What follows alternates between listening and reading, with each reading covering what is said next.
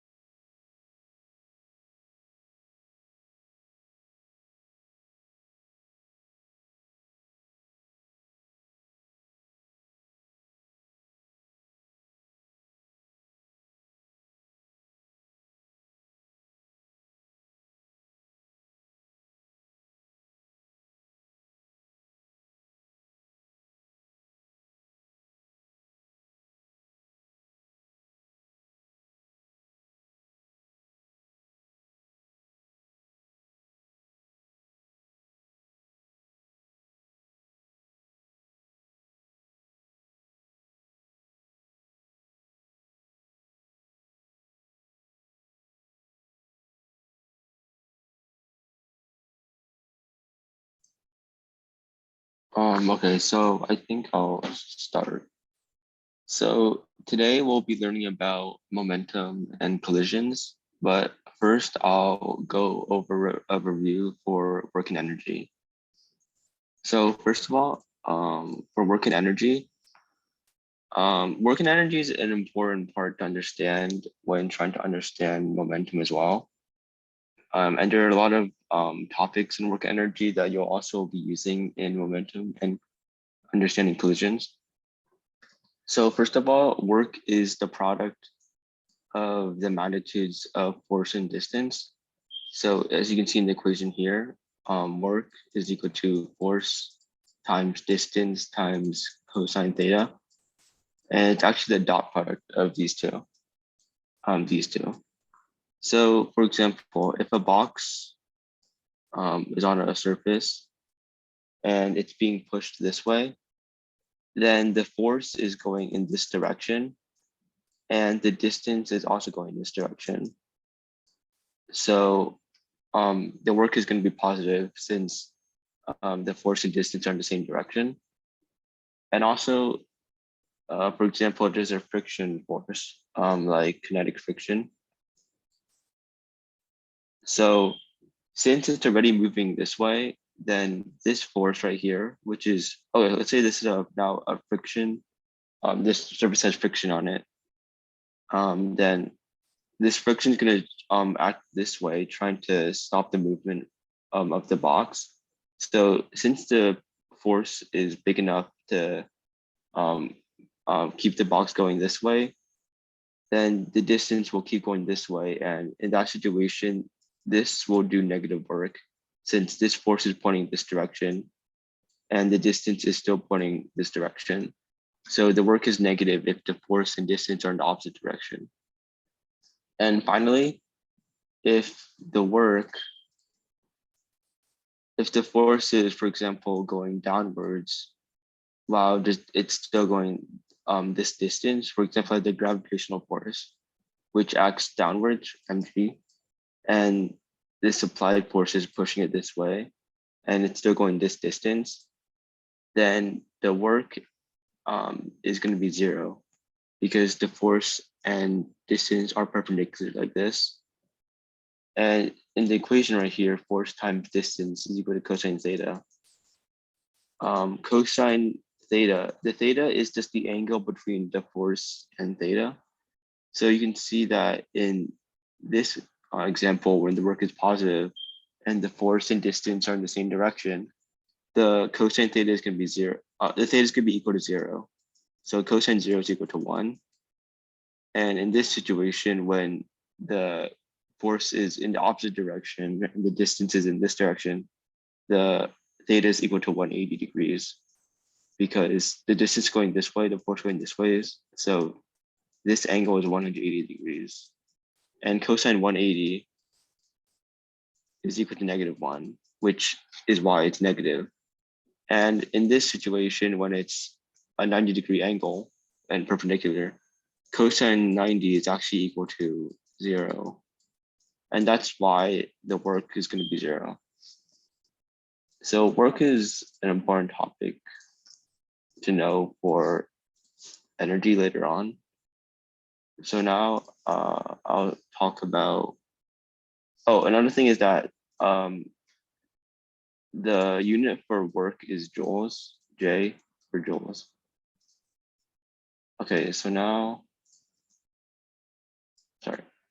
now I'll give you guys this example. So a 50 kg crate is pulled horizontally along a horizontal floor. So this box is here. The mass is equal to 50 kg. And it's pulled 40 meters along a horizontal floor. So let's just redraw this. So this distance from here to here is 40 meters. And it's pulled at a constant force exerted by a person.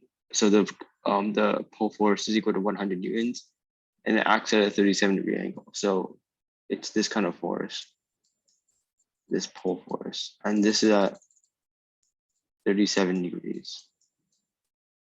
So since there's no friction in this problem, there are only 3 forces acting on this crate, and that's the normal force, the gravitational force, and this pull force. So using this equation and what I said on the other slide, cosine theta, you tend to find the work done by each force. So the force done by the normal force, the gravitational force, and the pull force. And you already know the distance. So basically, and you know the pull force. So basically all you need to know is like what the angle is between them. And then it'll be pretty obvious if the work is -0 or positive. So I think I'll give you guys like 2 minutes to do this one.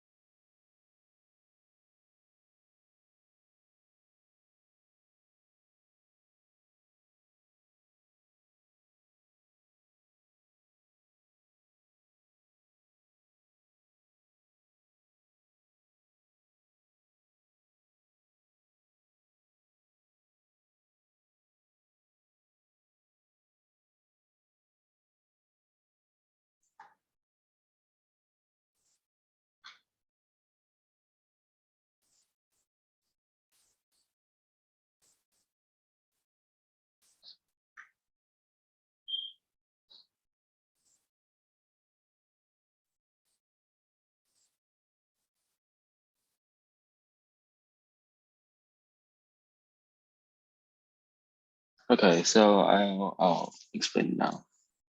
So like I said, um, you can already tell that these forces, for example, the gravitational force and the normal force, they're going to be zero because since it's being pulled this way and it's moving a distance like this, and these two forces are perpendicular to it, then they're both going to be equal to zero because cosine 90 is equal to zero. So oh, sorry, the work done by the normal force is equal to work done by the gravitational force is equal to zero joules.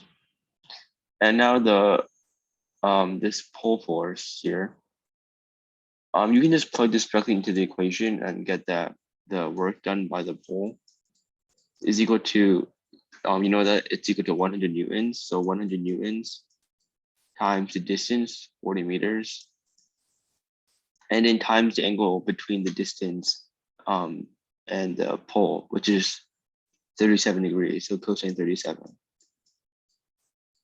And you get that as it's equal to 3,200 joules. So that's how you do this question. If you guys have any questions, then you can just message me in chat.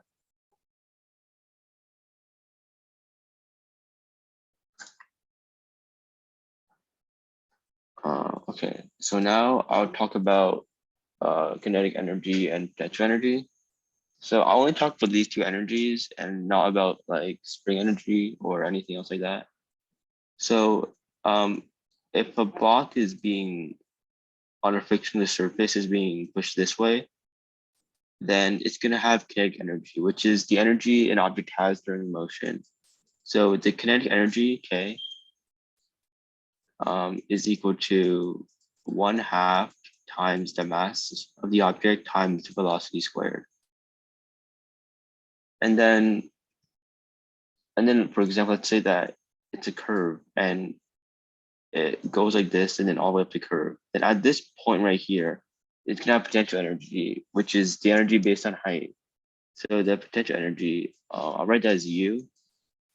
So U is equal to the mass of the object times the gravitational conservation constant and then times the height. So it'd be this height here. Okay, so using this knowledge, you can then understand the conservation of energy. So the conservation of energy is basically a the equation. The change in kinetic energy plus the change in potential energy is equal to the work by non-conservative forces. So usually there would be more energies here, for example, like the spring potential energy, but right now you only need to know these two. And another thing is, what are non-conservative forces? So non-conservative forces actually depend on the path taken. So unlike gravity, which is a conservative force, it doesn't depend on the path taken. So you don't really need to know a lot about this right now. So I'll just give you examples of a few forces that you might see that have to do with that are non-conservative forces. So for example, friction, when a block is moving, the frictional force is a non-conservative force. And you would need to calculate the work for that in a real question that to do with conservation of energy. And another thing is applied forces. For example, like for supplied, that's also a non-conservative force. And another non-conservative force is actually the normal force, but this is usually going to be zero because it's usually perpendicular to the distance. And the gravitational force, like I said, it's always going to be conservative. So there's actually a cool site that has some ways you can like test out conservation of energy, and I'll put it in the chat right now. So there it is. So you're able to like to see right now that if we have a standard curve like this and we let's see have a bar graph or pie chart.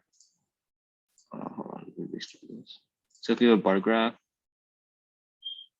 and if we have it on this edge right here, then you can see that all the energy is a potential energy because that's the potential, that's the energy to do with position. So as you see, as this person goes down, I'll put it in slow motion, as the person goes down, it's transferring to kinetic energy. And then as it goes back up, it's transferring potential energy. So since this is a frictionless,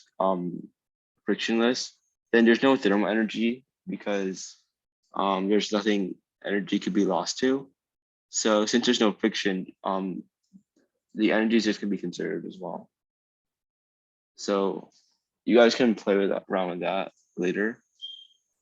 So now I'll give you an example of conservation of energy. So in this example, for example, if it's like on a mountain of height 3 meters,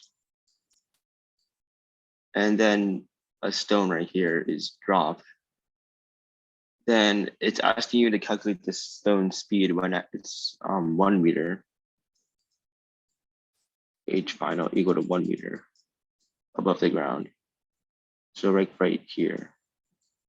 So what is the final speed? So it's worth noting that the velocity, the initial velocity is equal to 0 because it's being dropped. So there's no initial velocity that's given. So if you use this equation up here, the conservation of energy, then you can just find the change in kinetic energy. So the change in kinetic energy is like 1/2 the mass times the final velocity squared, then minus 1/2 the mass times the initial velocity squared. And then that's the same for the potential energy. So the potential energy would be the mass times the initial height, no, final height, then minus the initial height. And you add those together and then it's equal to the non-conservative forces. So in this question, there's actually no non-conservative forces. So this would be equal to 0 then. So all you need to do is plug in the values and then find the final speed. So again, I'll give you like 2 minutes to do that.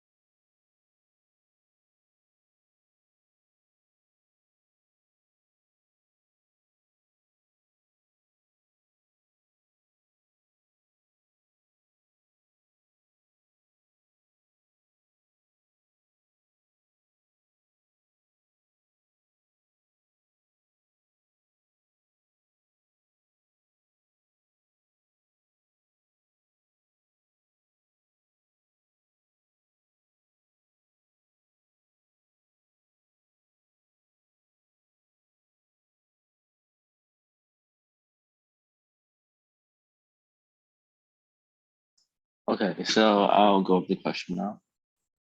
So it says that um,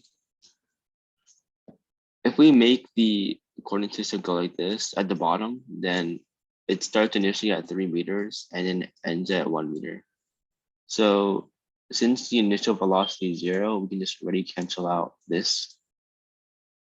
So 1/2 mv final squared and then plus mg times the final height, which is 1 meter, minus mg times the initial height, which is 3, equals to 0. So you can take out all the masses because all of that have mass.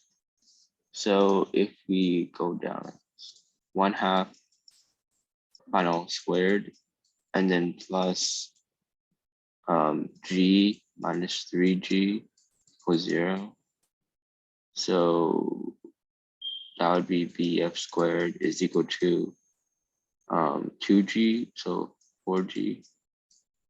So vf is equal to the square root of 4 times 9.8 is equal to um,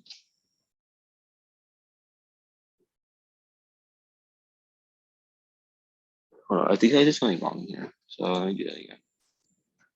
So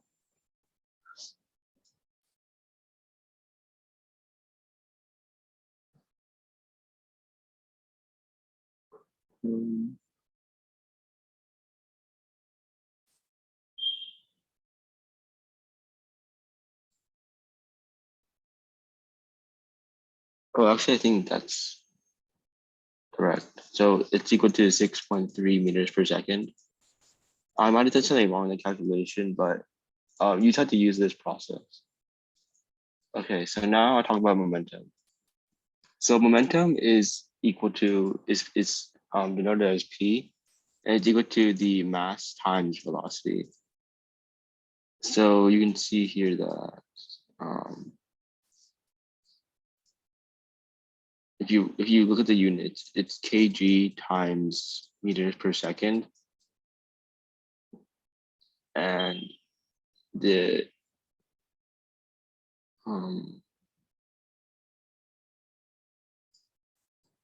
so the unit for newtons is equal to kg times meters per second squared.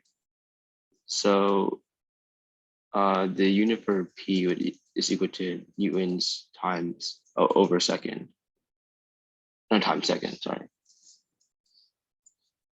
So this is the unit for the momentum. And now, so there's no exact definition for momentum, but all you need to know is that it's equal to mass times velocity. And an example, for example, if there's like 2 cars and they have the same mass, so if they're both equal to m, and one's moving at a higher velocity, so this is v vm and this is vb, then let's just say that vm is a lot bigger than vb, then this person's momentum is a lot bigger than this one.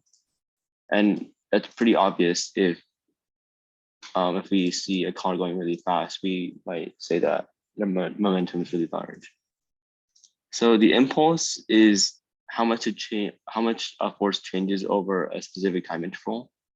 So we denote impulse as J, and it's equal to the force times the change in time. And also in the momentum equation, P is equal to m times v. It's going to be so the change in momentum, which is just the final momentum minus the initial momentum. So instead it would be mass times the change in velocity.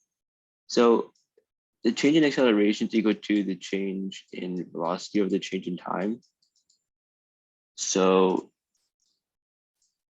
this would actually be, so the change in velocity is actually equal to the acceleration times the change in time. So we can rewrite this equation as delta p is equal to the mass times acceleration delta t. And you might recognize this ma is equal to the force. So the change in momentum is equal to the force times delta t, which is also equal to the impulse. So the impulse is equal to force times delta t, and it's also equal to the change in momentum.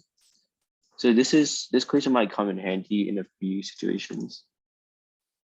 But now I'll talk about conservation momentum. So conservation momentum states that the initial momentum in a system is equal to the final momentum. So for example, if this ball right here is moving with mass m and velocity v, and it hits a ball that's moving this way with v v, say v naught, and then mass big M. This is small m. So it's basically saying that the initial momentum. So the initial momentum for this object right here, if we're placing the coordinate system right here, so this way is positive x, and then this way, is negative x. So this is going the positive direction, this going negative direction. So we write the initial momentum as this momentum initially plus this momentum initially. So it would be mv and then minus a plus, okay, let's say plus at first, plus big M, so m times negative v, because this is going in the negative direction. And we can also just write that as small m times v minus big M times v naught. And then this is the initial momentum, right? So now it's also equal to the final momentum. So let's say after they collide or something, then instead now this one, they bounce off each other. So this m right here, so let's try that again. So this is the initial position. They're initially going v naught and then v, and then this is and this is big M. So this is before, and then after, you can see that so after they collide right here, then this small m here goes back, say v that. Okay, actually let's write it as like w. So goes back with speed w, and then this one goes this way, big M at speed w naught. So now after the final momentum, this is not going in the negative direction, and this is going in a positive direction. So the final momentum is equal to this one. So this is m times negative w, because this is going negative direction, and then plus m, this is capital M, times w naught, which is going in the positive direction. So, and then the conservation momentum states that they're equal. So the before it's equal, it's mv, so small m times v, okay, times v, and then minus big M times v naught, right? And then it's equal, this is the initial momentum, and then it's equal to the final momentum, which is this. So m times negative w plus big M times w naught. So using this, if it gives you, like, for example, 3 different masses and the initial velocities, and then maybe one of these velocities, then you're able to calculate whatever you need to calculate. So conservation of momentum, like conservation of energy, is very important to know. Okay, so now I'll give you this example right here. So now we're saying that this car, which is 10,000 kilograms. So this car right here. So it has mass of that, and it's going at a speed of 24 meters per second. And it strikes an identical car. So it has the same mass, but this one's at rest now. So this is dot rest, so there's no velocity. And then after this collision, so this before, this is the initial momentum. Then after, they start moving together because of the collision. So it's this car and this car together moving at a speed v. So since, I'll talk about this later, but this is an inelastic collision. And since they're moving together, then we're gonna assume that their speeds are gonna be the same. So you just have to use the conservational momentum and find the initial momentum and then the final momentum and then equal them together. And then you should be able to find like the speed. So I'll give you like a couple minutes to do that as well.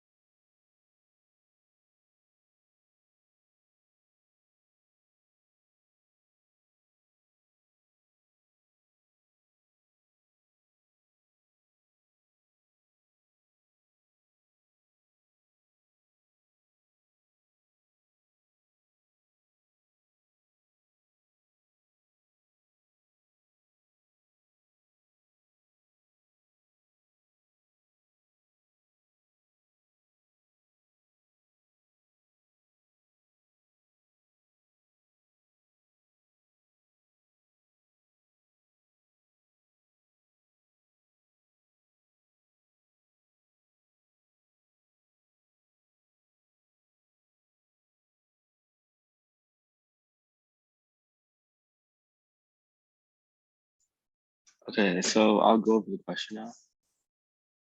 Okay, so initially, since this car is the only one that's moving, um, it's just the m times the b given, and then plus 0 since there's no velocity here. And then in the final, these two cars are moving together, so it would be m, since they're the same car, it's m plus m, same mass, and then times b, so the final. So this is equal to mv is equal to M plus M is 2M, so 2M via. So cancel out these M's, and then you get that this final velocity is equal to the initial velocity over 2, which is 12 meters per second. Okay, so now I'll talk about inelastic collisions. So this question before was a good example of an inelastic collision. So an inelastic collision is basically when two objects, um, after, for example, if this one's moving and this one's not moving, then this is the initial position, this is the initial momentum. So after, it would just be them sticking together and then moving with a common velocity. Wait, hold on. So it would be these two cars sticking together, and then they move at this like together with a common velocity. But it could also be like a car moving like this with velocity v, and then another car moving again like this way with velocity v naught. And then again, after this initial, it might move this way now with the common velocity v final between these two cars. So an inelastic collision is basically just in like the final momentum, it's just the two cars traveling together. So the final should always be the masses added together, and then plus there could be an infinite amount of masses, and then times the velocity, and is equal to the initial momentum.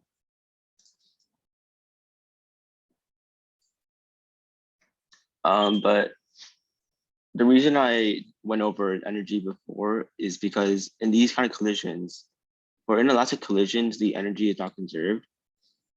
So you can actually prove this because if we make this our inelastic collision where it's this one's not moving and this one's moving this direction, and in the end they're moving together like this. They're together like this, and then it's moving with B final. Then we write the momentum conservation as mv. Let's say they have the same mass, so it's mv plus 0 is equal to m plus m for v final times v final. Okay, so the final the final kinetic energy, so K final over K initial.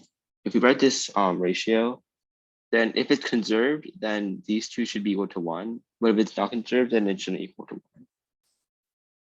So the final is equal to 1/2 times this m plus this m, and then times v final squared. And then the initial is just, since this one's the only moving, it's just 1/2 times 1m and then times v initial squared. So we can first cancel off these 1/2, and then it's just 2m v final squared over m v initial squared. And we cancel out the m's, it's 2 final squared over 2 initial squared. And if the velocities are equal, for example, if they're both like 1 meter per second, then there's no way that this could be conserved because it would equal 2 then. So the energy is not conserved. And then now I'll talk about elastic collisions, which is the opposite of inelastic collisions. So elastic collisions happen when initially there's two objects. So there's two objects here. This one moves off like this, and then this one moves off like this. V. And then elastic collisions happen when at the collision point, they move in opposite directions now. So this car moves in this way, and then this car moves that way, and they don't chop together. So in the momentum in the conservation law, they won't have the same velocity. So example, it would be like mv initial minus mv is equal to m times negative w plus mw. So let's say this is not. So these aren't the same. These are not going to be the same velocity. So this is going to be like a longer process than the other one. And also there's this site here. And also put this in chat. So it's another simulator in this where you can test out collisions. So as you can see here, you can make it elastic or inelastic, and you can make them the same size or change the sizes separately. So if it's an elastic collision like this, I'll show you. Make them the same size actually. So we can see that they bounce off each other and then they move at different velocities. And if it's inelastic collision, they're gonna bounce. Okay, well, since they're the same size, they're just gonna move like that. But if it's, for example, let's say that mass one is gonna be smaller than oh,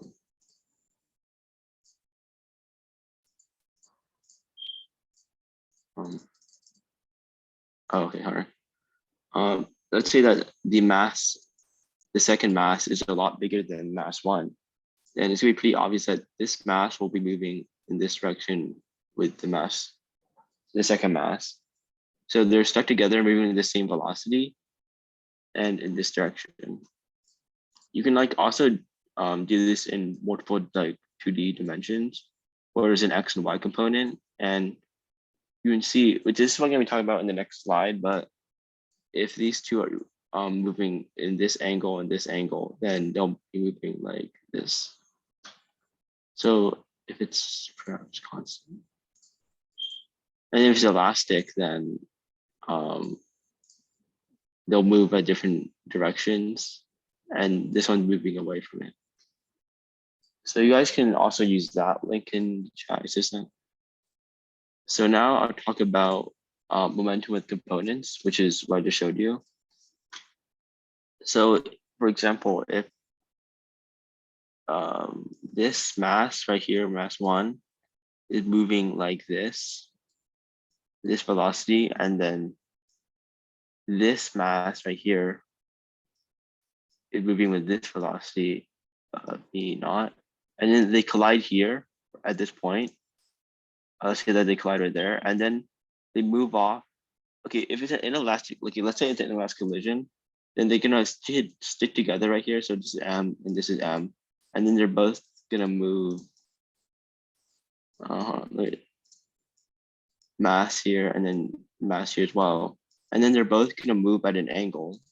So this angle right here, and they're gonna move at this velocity. So the difference between these two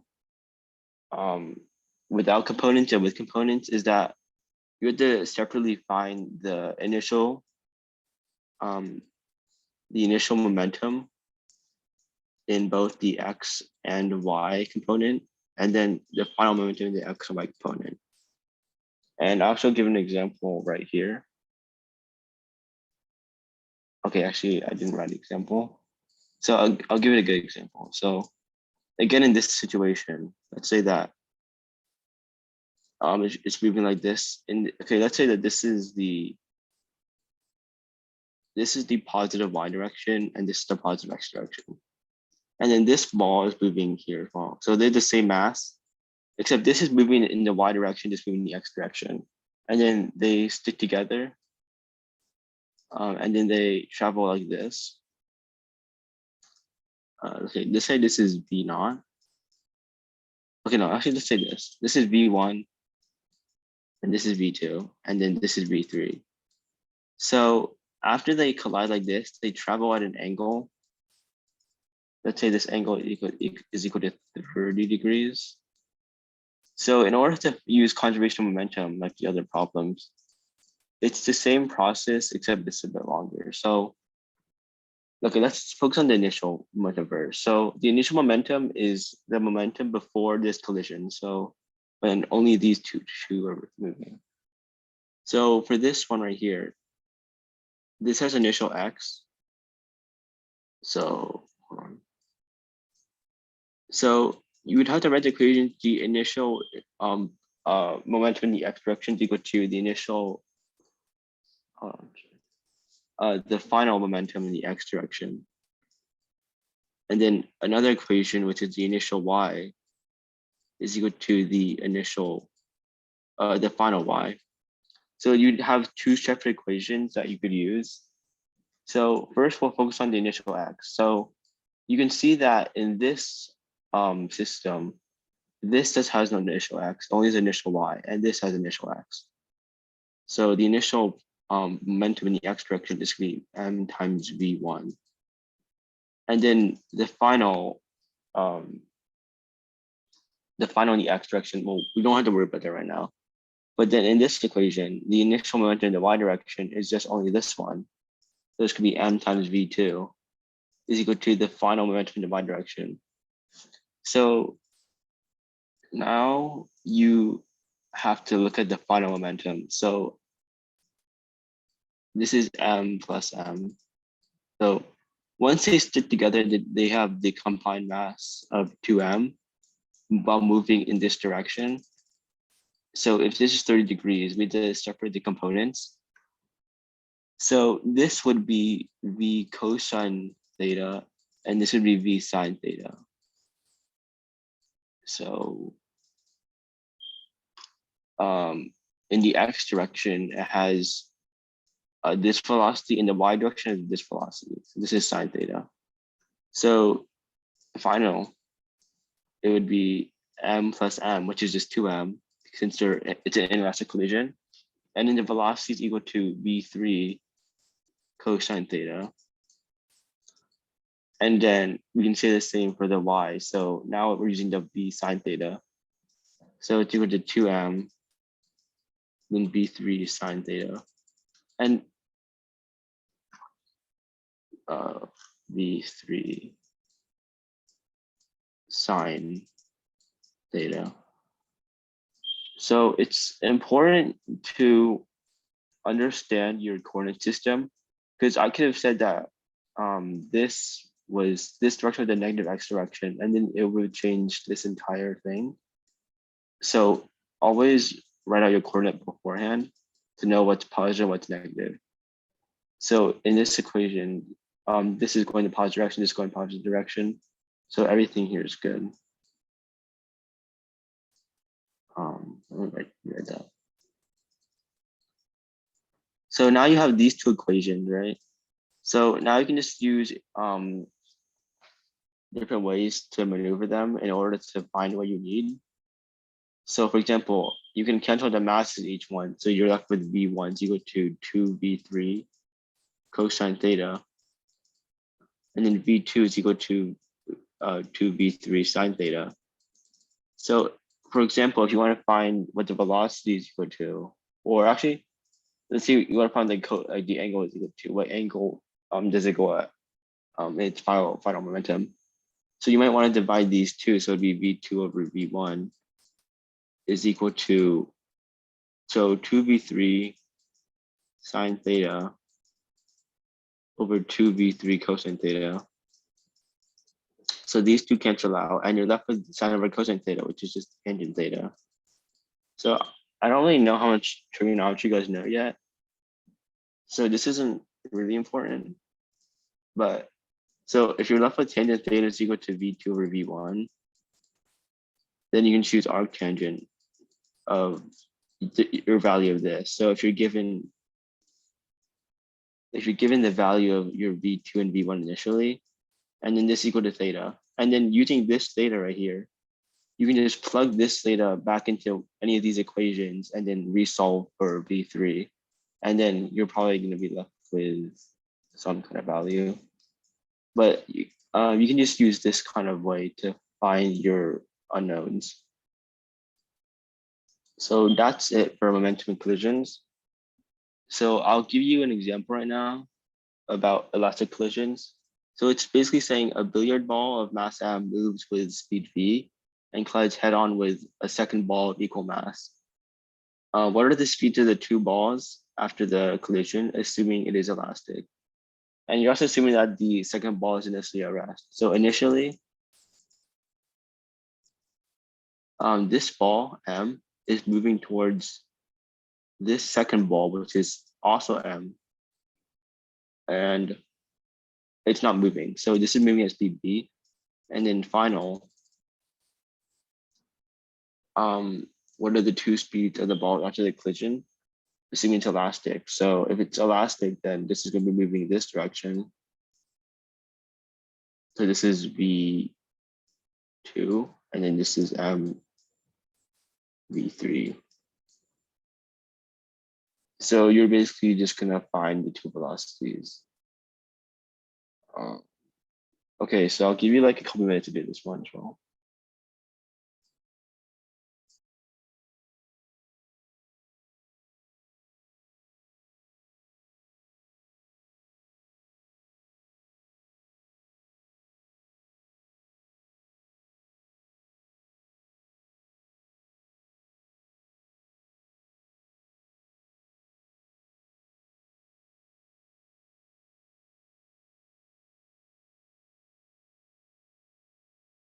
Oh, actually, I forgot to mention, well, actually, I don't remember if I mentioned this, but this, so in elastic collisions, the energy is conserved unlike inelastic collisions. So it would be,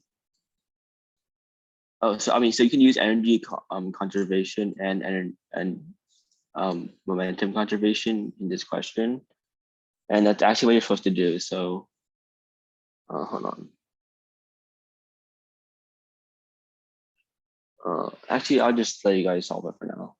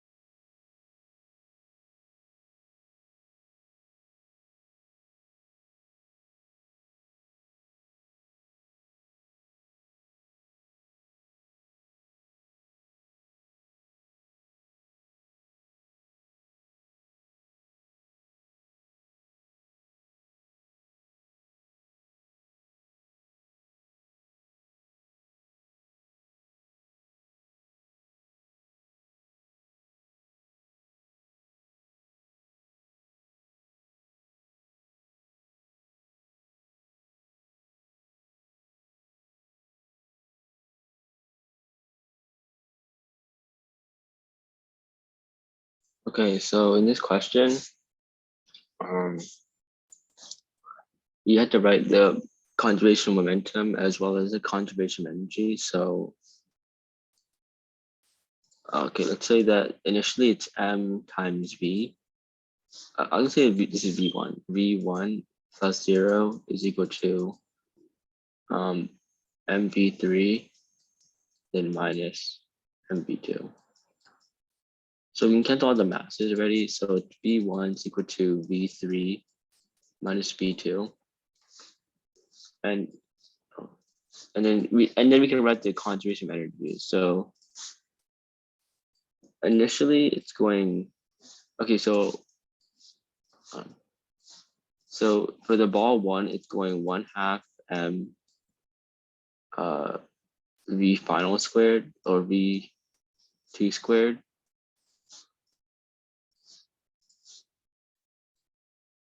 and then minus 1/2 m v1 squared, and then plus. Okay, hold on. I'll show it differently. Hold on. So I'll write as 1/2 m v1 squared plus 0 is equal to 1/2 m v2 squared plus 1/2 m v3 squared.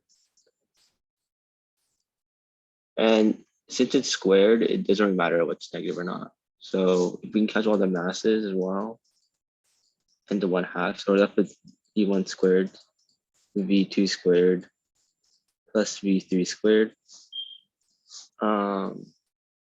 So then we can write it as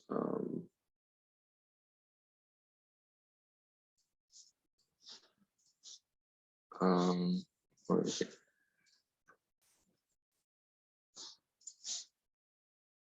Okay, actually, first I'll just derive it. Okay, let's pretend like the velocity for this second one isn't at rest. So then I can show you something else. So v1 squared plus 1/2 mv2 squared, and this is equal to 1/2 mv3 squared.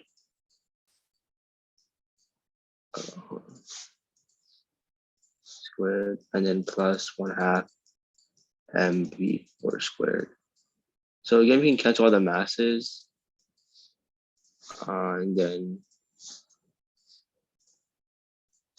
you have v1 squared plus v2 squared is equal to v3 squared plus v4 squared.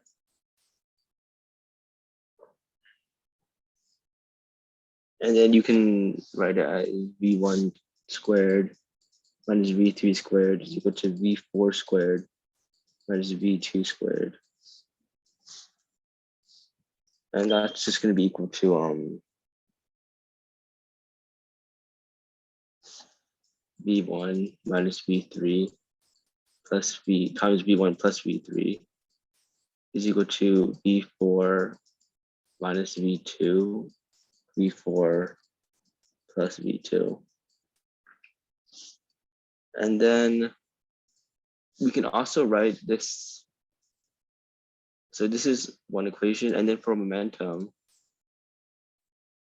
we have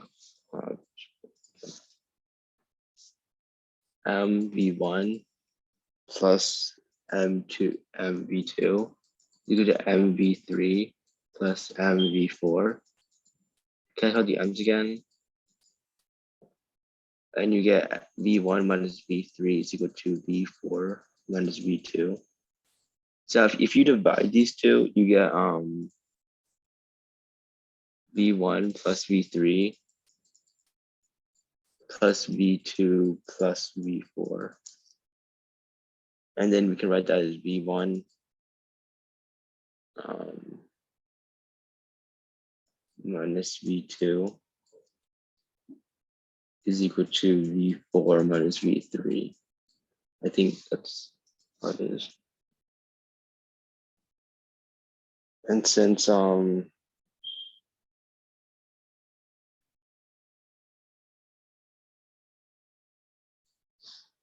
we also know that originally it's v1 plus v2 is equal to v3 plus v4, and we add these two, then it should give you that V1 is equal to V4. And then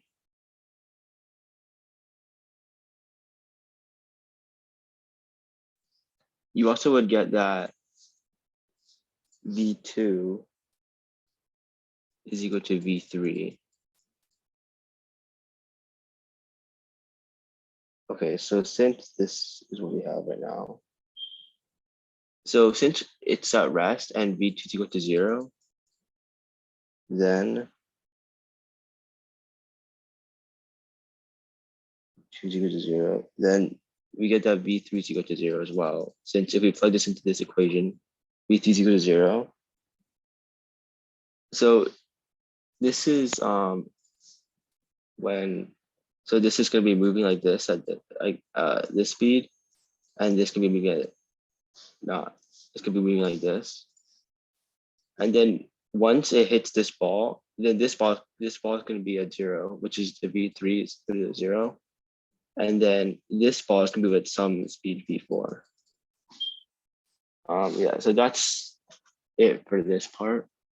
I probably should not have given this question yet, and it's 7:34 now. So have a good weekend, you guys, and yeah, okay.